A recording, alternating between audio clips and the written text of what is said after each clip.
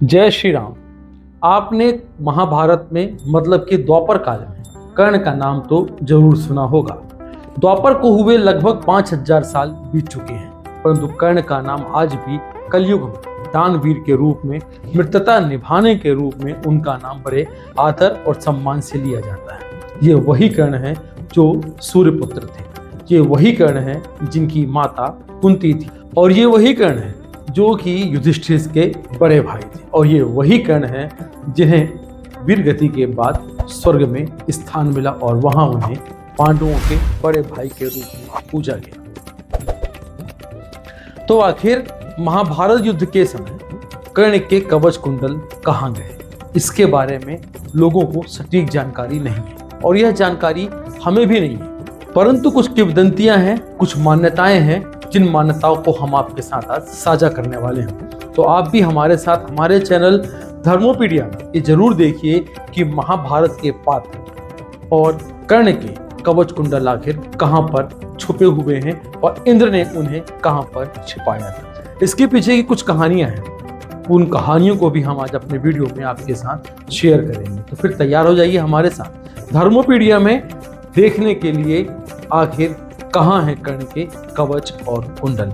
महाभारत के पात्रों में कर्ण जैसा दानवीर कोई नहीं था। कर्ण को सूर्य देव से दिव्य कवच और कुंडल भी प्राप्त थे, जिसके रहते उसका कोई भी बाल बांका नहीं कर सकता था। इंद्रदेव ने छल से उससे कवच और कुंडल का दान मांग लिया, उसे वे स्वर्ग लेकर नहीं गए। यदि वे कर्ण का कवच और कुंडल साथ लेकर नहीं गए तो आखिर वो कवच और कुंडल है कहाँ।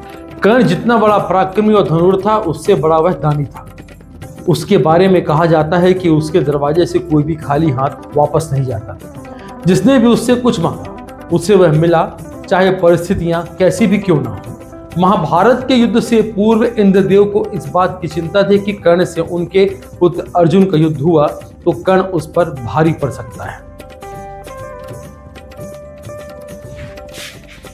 इंद्रदेव ने किया कर्ण के साथ छल, और एक दिन कर्ण स्नान करने के बाद सूर्यदेव की पूजा कर रहे थे। पूजा खत्म होते ही इंद्रदेव ने ब्राह्मण रूप में आकर उससे कवच और कुंडल का दान मांग लिया। कर्ण ने बिना सोचे समझे इंद्रदेव को यह दिव्य कवच और कुंडल दान कर दिए। यदि इंद्रदेव ने छल नहीं किया होता तो महाभारत के युद्ध में वह कवच और कुंडल कर्ण के पास होता तो उसे हरा पाना भी संभव नहीं था।